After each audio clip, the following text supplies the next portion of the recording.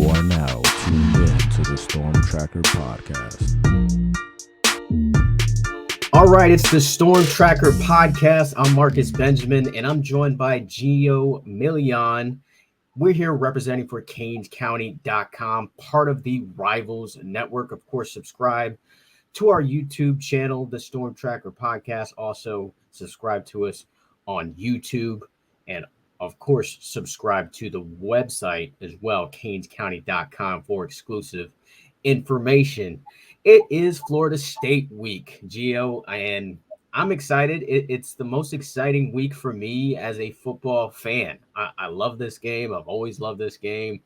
I think this game, I really think wide right one for me is when I truly fell in love with football. And we get to see these two teams clash once again. Although they're not ranked this year, it's still going to be a very, very exciting matchup. I think these two teams are very evenly matched here. And the big question going in is if our guy, TVD, Tyler Van Dyke, will be starting on Saturday.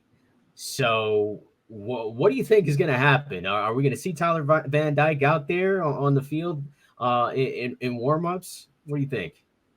Yeah, so that's a great question. So, yes, the good news is Tyler Van Dyke will be warming up before the game. It is a game time decision.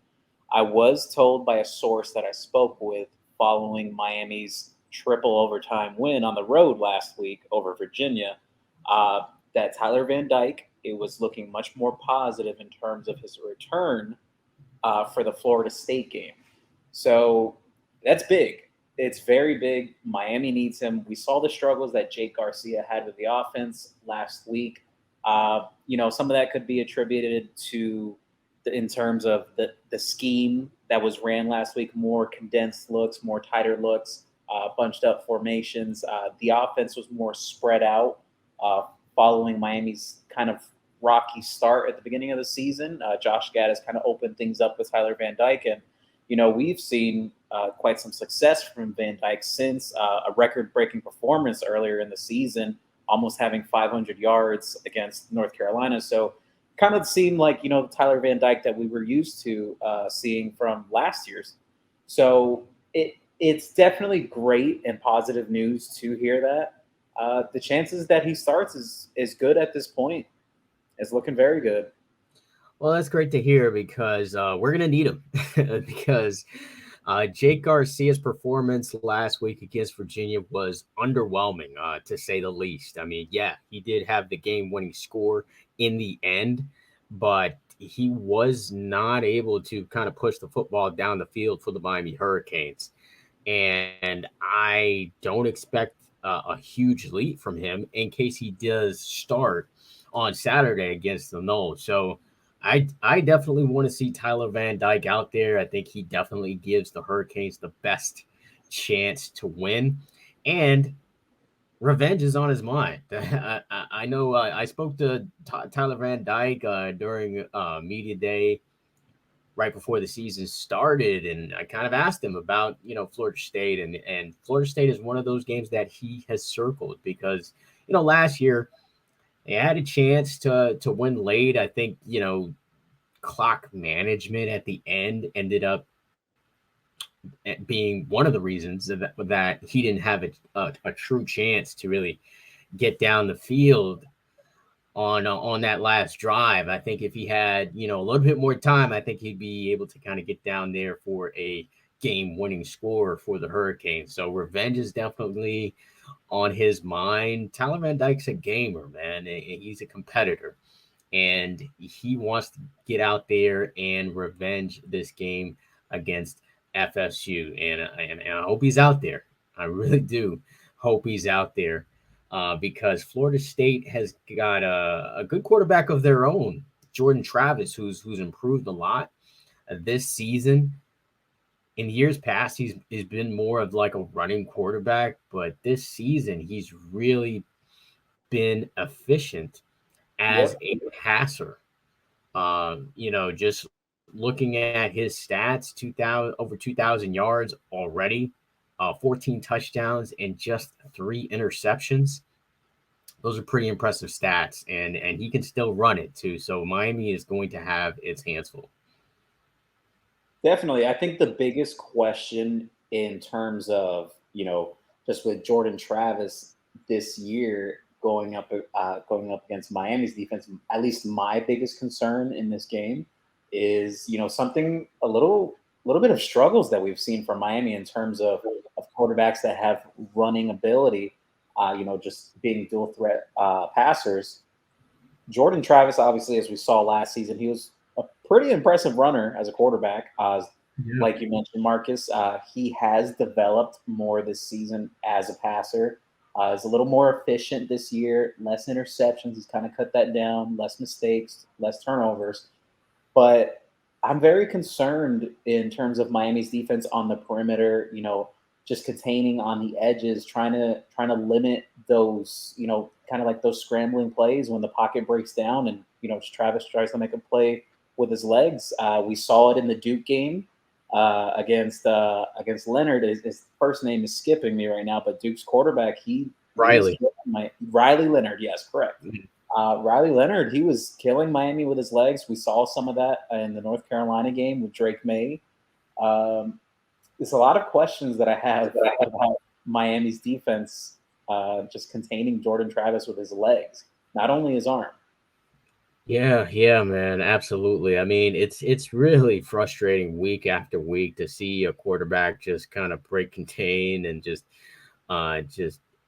get yards with their legs. I mean, it's kind of an ongoing theme of the entire season. It started with game 1 against Bethune that we saw the quarterback just gain big chunk yards on this defense, and this defense has not figured it out yet of how to stop a running quarterback week after week. We've seen it with Drake May, like you said. We've seen it with Riley Leonard, and now we've got Jordan Travis this week.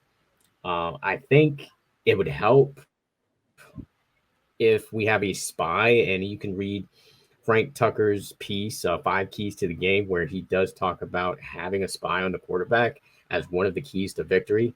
And I believe that. I believe that 100%. I think they definitely need to have a spy on the quarterback at all times, just to make sure that he doesn't break the pocket and get big chunk yards. I mean, even that Virginia quarterback, I mean, I think it might have been 3rd and 14 or 3rd and 16, something like that. And he was able to get 17, 18 yards on 3rd down. And it's just an ongoing problem for the Hurricanes. And I kind of got in a back and forth with Coach Steele, the defensive coordinator of Miami, earlier this week in the press conference, talking about some of those big plays, but he didn't really want to admit that they really gave up a lot of big plays this season. And I beg to differ, because Miami's given up a lot of big plays this season, definitely more than you would like. And his point was that, hey, all teams give up big plays and all defenses,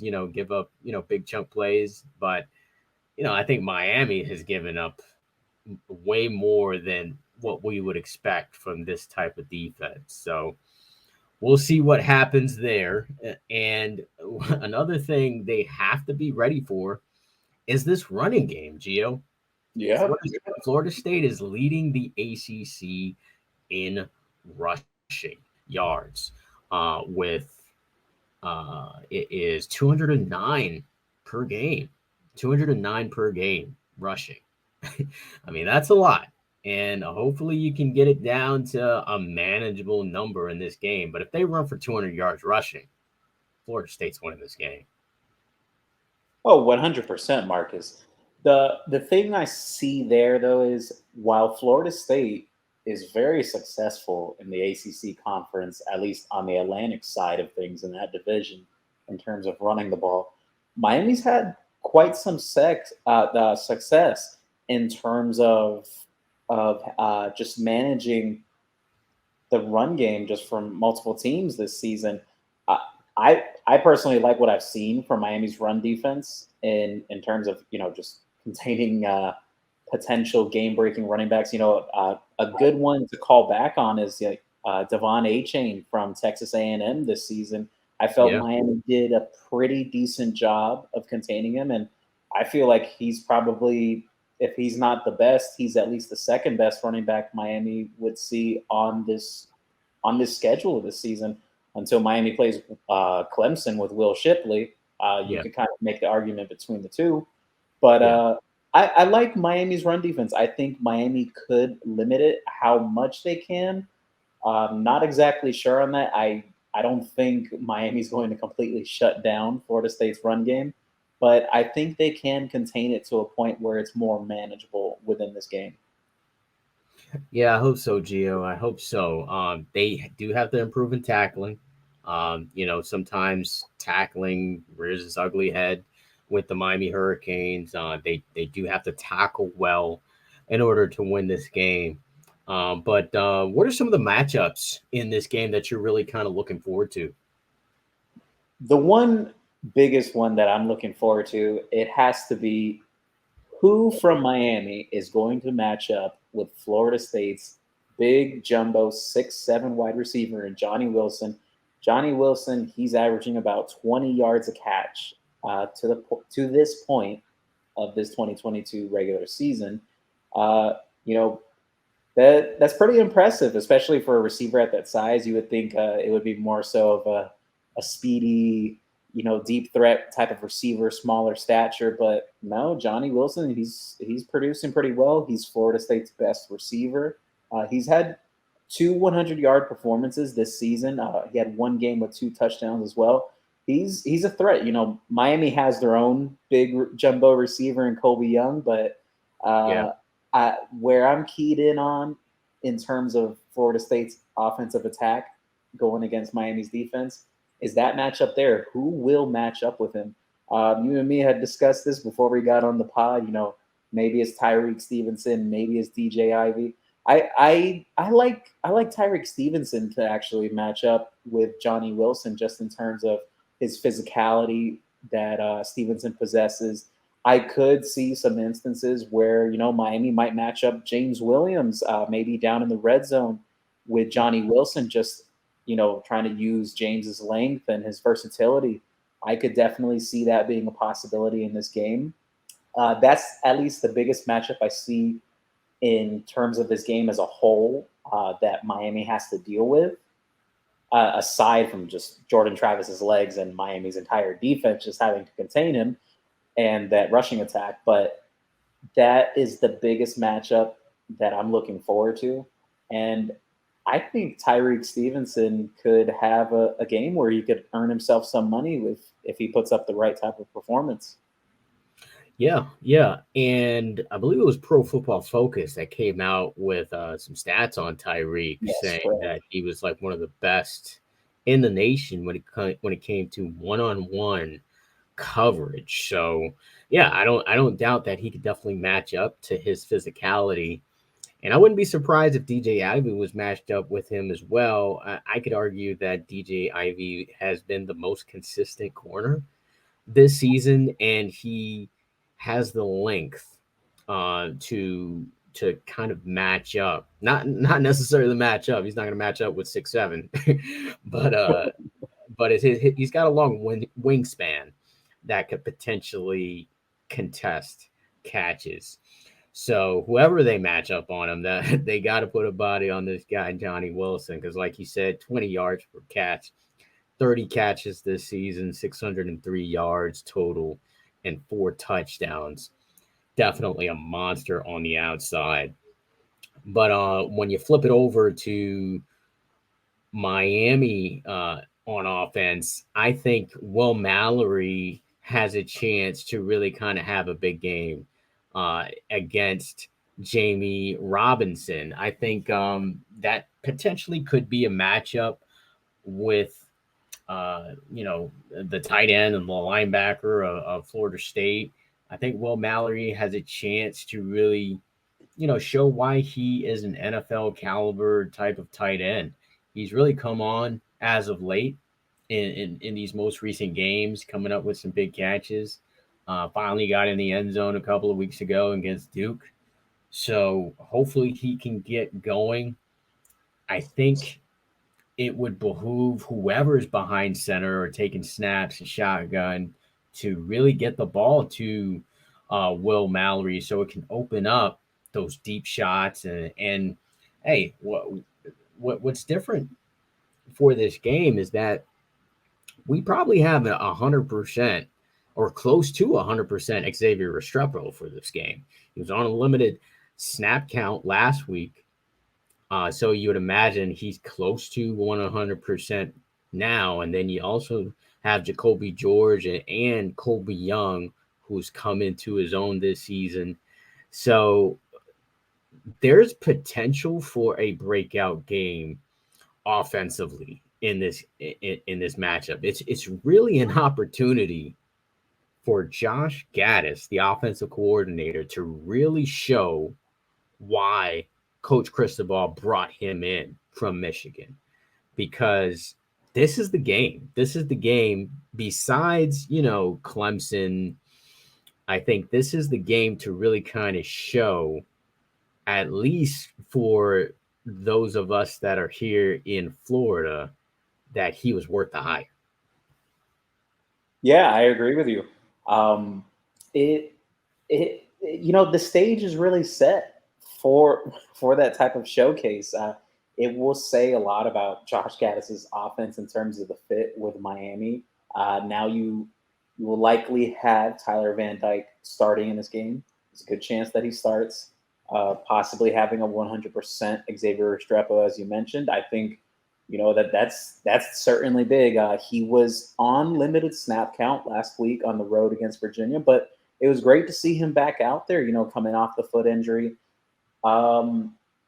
It's going to be interesting because Florida State has a pretty good pass rusher in Jared Verse, and I want to see, just in terms of blocking schemes between Alex Mirabal, Mario Cristobal, and Josh Gattis, what they will scheme up to try to contain the pass rush from Jared Verse. He is Florida State's best pass rusher.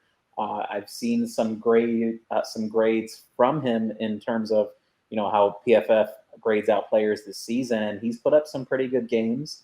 He's had some good performances, and it's going to be interesting, just between John Campbell and DJ Scaife, DJ Scaife handling that matchup. I'm sure Florida State will move him off to both sides. It's going to be interesting with that in terms of what Josh Gattis will dial up. I want to see if Colby Young will continue putting on the type of performances he's had since he's basically had his breakout with Miami this year. It's going to be interesting. And the reason why I say that is Florida State has some pretty decent corners just between some, state of Florida guys. One South Florida guy actually from the Broward County area, former MacArthur Mustang in Kevin Knowles. That was a recruitment battle Miami had lost out to with Florida State during the Manny Diaz era. And another one is Omarion Cooper from the west coast of Florida. He actually played at Lehigh Acres. He is another pretty decent cornerback. So Florida State has some guys in that secondary. I want to see the connection between Tyler Van Dyke and what he has going with Colby Young and Xavier Restrepo, and see if Josh Gattis opens this offense back up. Maybe they were playing it safe last week against Virginia, but it doesn't seem like that works for this team. I think Miami needs to spread it out if they want to win this game. Yeah, they definitely do have to spread it out. And if you want to pinpoint a weakness on this defense, if it's a weakness, I think it is those defensive backs. And I think you have to attack them. I think the Seminoles' strength is that front seven. So if anything, I think you have to find the holes in that defensive backfield in order to kind of move the ball down the field. And you gotta air it out. You have to establish a running game in order to be successful against this defense. And what will also be interesting is who ends up starting, because it feels like every week, Gio, like there's a surprise to the lineup. Yeah.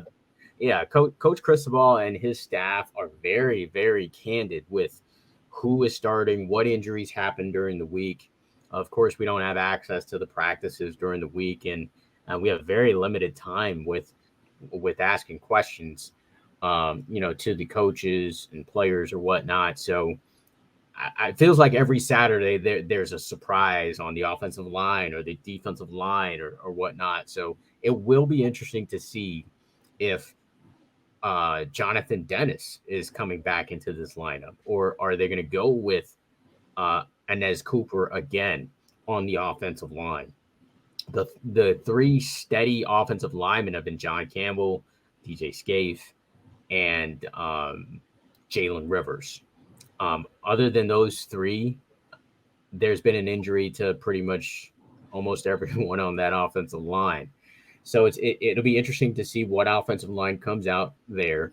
I'm pretty much can we pretty much can probably pencil in Henry Parrish as the running back, but I do want to see some of Jalen Knighton. I do want to see something from him. I do understand I agree.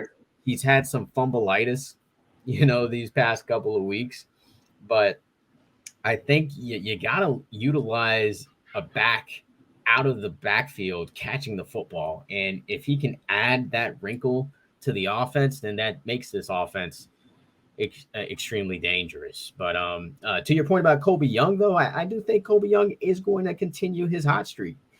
I don't think it's a fluke.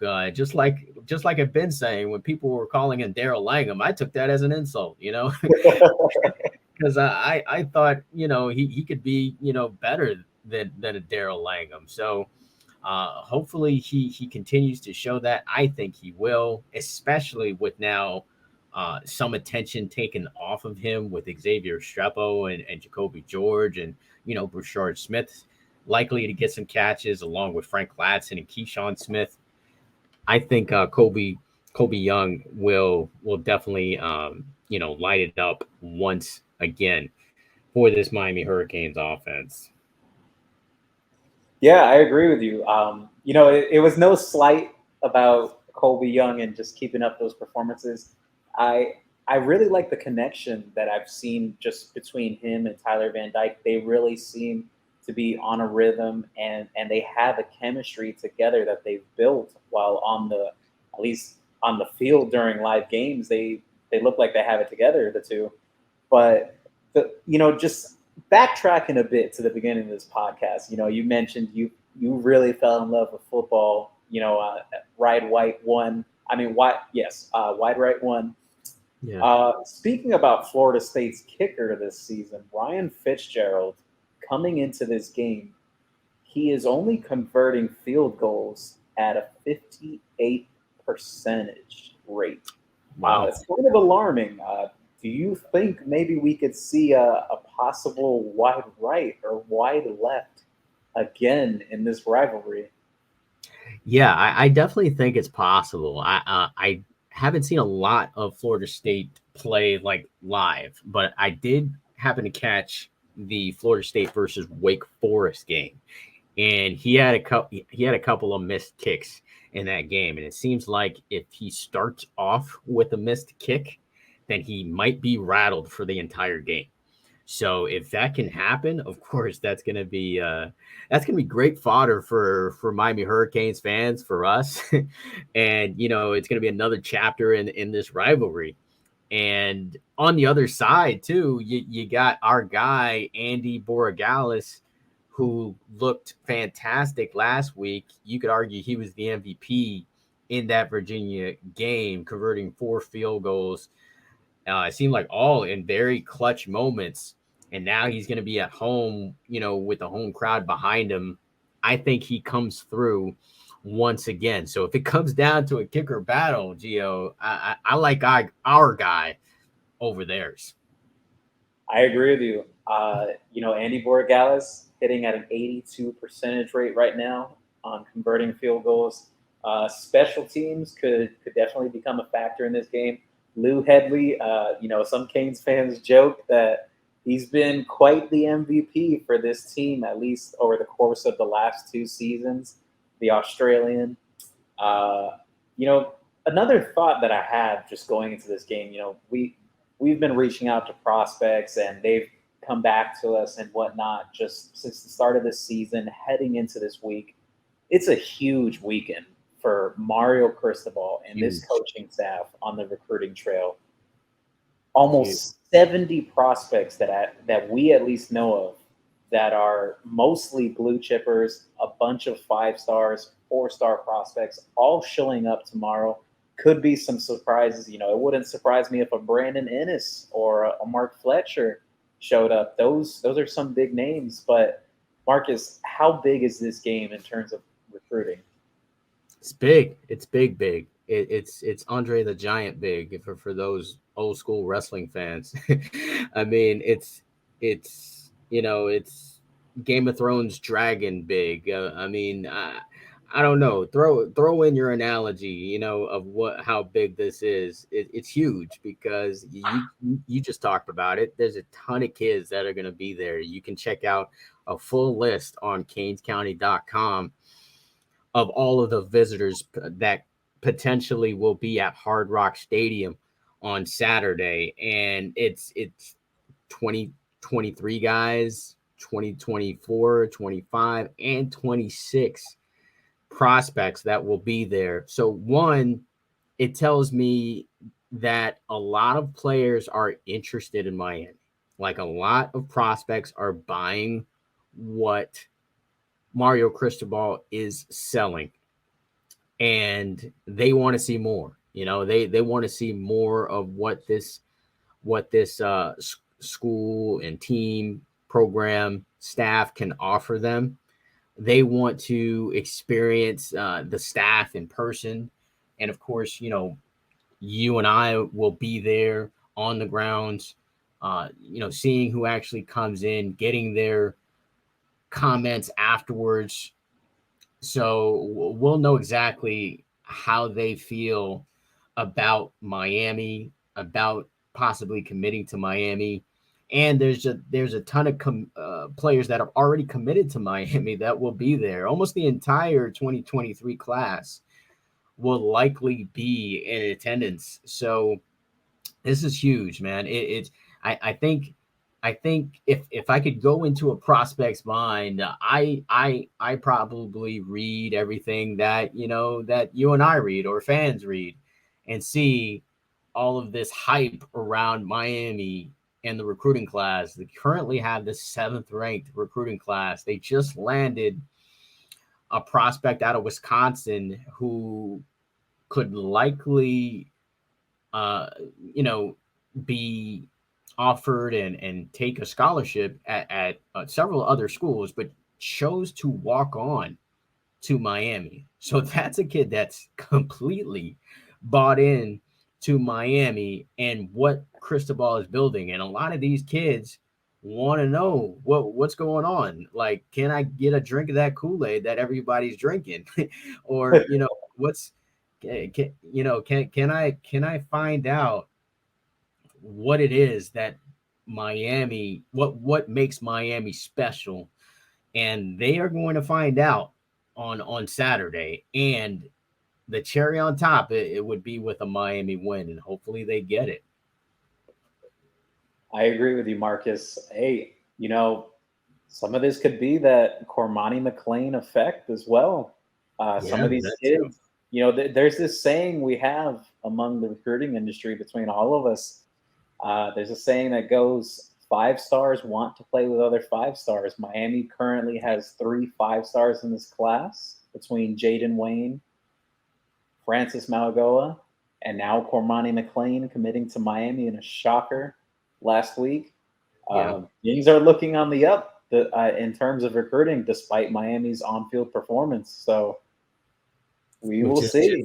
It's just amazing, man. It's just amazing, Gio, of what they're doing. It's really groundbreaking. It could end up being really a historic stepping stone for this program, depending on how this program, performs on the field in the next couple of years, we'll be looking back at this moment like, remember the Florida State game when they had like over 70 recruits at the game? That was the moment that, put Miami in the top 5 or something like that, because I wouldn't be surprised one bit if next week we find out that another kid decides to commit to Miami or puts Miami in their top 5 schools or 3 schools.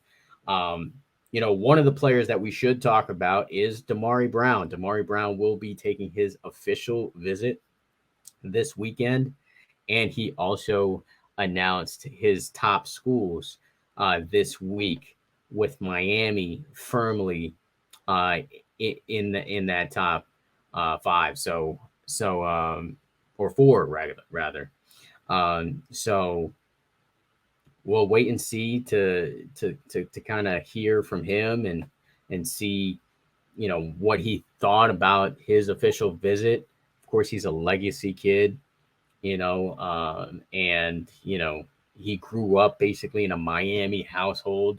So we'll see how that particular situation goes in particular, because Miami could definitely use Damari Brown. Damari Brown is one of the most impressive corners that I've seen this year in person. I think he's really dynamic, very balanced, great hips, and just very tactful as a cornerback. So I think he's like a more physical Earl Little Jr. to me, and that's saying a lot, because Earl Little Jr., one of the best corners in South Florida, maybe even in the nation, from last recruiting class. So excited to hear from him and find out from him how his visit went. That's definitely some high praise, Marcus. A little recruiting nugget right before we wrap this up. Speaking about defensive backs, can't release the name, but we got some intel this week that there could be another blue chip defensive back coming down on an official visit this weekend, a surprise visitor. So things are heating up in Coral Gables. Yeah, I'll say, and it's already hot in Miami, man. So it's on fire right now. You said a cornerback. Is it from the state of Florida by any chance? Yes, that. Okay. Yep. Okay, so just saying that, I think I have a good idea who that could be. Yeah, Miami's working it, but there's a chance there. All right. So I'm excited about that, man. I'm excited about this game. Obviously, before we wrap it up here, what is your favorite Miami Florida State moment? Ooh, favorite Miami Florida State moment. I would have to say that would be the 1990. Correct me if I'm wrong here, Marcus. The 1994 game when Carlos Jones returned that interception, and the Orange Bowl was probably the loudest it has ever been. Yes, I'm not exactly sure of the year, but I know I can see the play happen right in front of me. It was against, I believe it was against Danny Cannell, was the quarterback at that time. But yeah, I definitely remember that moment, that team. Yeah, it was a great moment. I mean, there's several moments for me. It's kind of hard to choose my favorite Miami Florida State moment, but the one that sticks out for me is that Sean Taylor game in the rain. And I think it might have been 2003. But yeah, Sean Taylor just had a monster game. This was a messy, muddy game in Tallahassee, and Sean Taylor had a monster game. And that's something that kind of jumps out to me. Obviously, Wide Right 1 is a classic game. Any youngins listening to this or watching the podcast, go ahead and watch that game. It was just a grinded out, tough, hard-nosed game that obviously came down to the last kick. It was just a classic game for me to watch, and then that Sean Taylor game, definitely two of my favorites. You got another one by any chance? Since I said two. Oh, those are some good ones. At least in recent memory, that Daryl Langham catch to break Oh that streak of, I think that was Florida State had gone on a 5-year run of beating Miami, at least in the late 2010s. Just that moment between that pass between Malik Rozier and Daryl Langham, and just the entire Miami Hurricanes fan base. They felt like just a weight off the shoulders, after taking so many heartbreaking losses, to be honest, to the Seminoles, for quite some years leading into that game. Miami seemed like they would pull it off, and Dalvin Cook, he would just hit Miami with a dagger.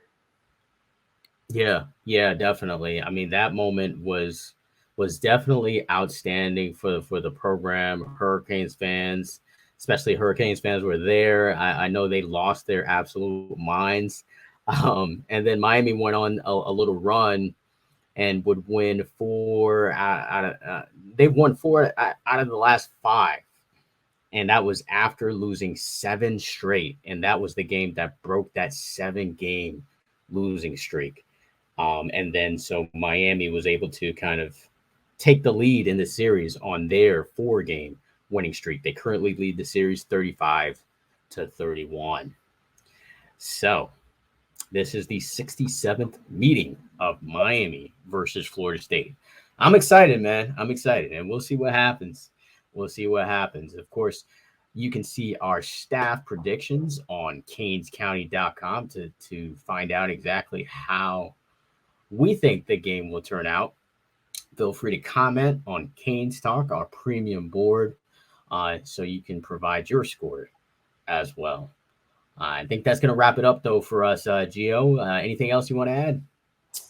Yeah, I think one other moment I could think of, and thank you for correcting me on that. I was totally wrong there. I said 5 years. Wow, I can't believe it. It was 7 years Miami lost to Florida State. That's rough. Yeah.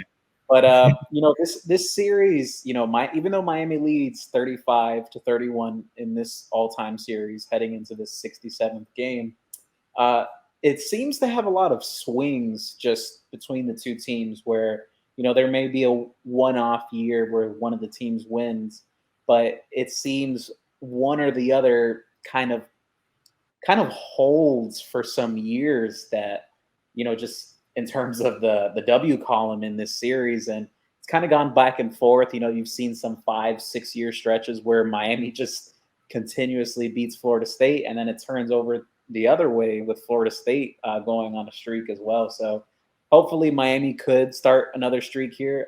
It's not good in terms of history if Florida State wins, just going off of past history. But I'm excited for this game. First sellout crowd in a few years at Hard Rock Stadium. Yes. The last Miami and Florida State game, that was actually during the COVID season. I was at that game. It was kind of depressing, even though Miami had a 52-10 win. That was pretty great to see. It was kind of depressing that season for that Miami-Florida State game, not seeing as many fans in the stands just due to COVID-19 regulations. But we're far away from that now. Packed out crowd tomorrow night, 7:30, primetime television. What more could you ask for? Yeah, absolutely. I wrote a piece earlier this week about Miami's best games this century that they've won at night at home. And of course, that was the one game, basically within the past, 15 years that they actually beat Florida State at night at home. And yeah, it's definitely an absolute shame that a raucous crowd couldn't experience a 52-10 win over Florida State. It's really a darn shame, but anyways, tomorrow should be an absolute great atmosphere. And No Florida State band, so we don't have to hear that annoying war chant. Oh, Yeah, I mean, they're probably still gonna do it. Some of the dedicated fans out there, but we don't have to hear the actual band, which is great. And I'm sure that's something that either Cristobal or Radakovich decided on. And kudos to whoever decided not to have that band in the stadium. Yep, Yeah, man. definitely a big one there. I think that's about it. That's a wrap on the Canes County podcast, the Storm Tracker podcast. Yep. All right. Until next episode, guys.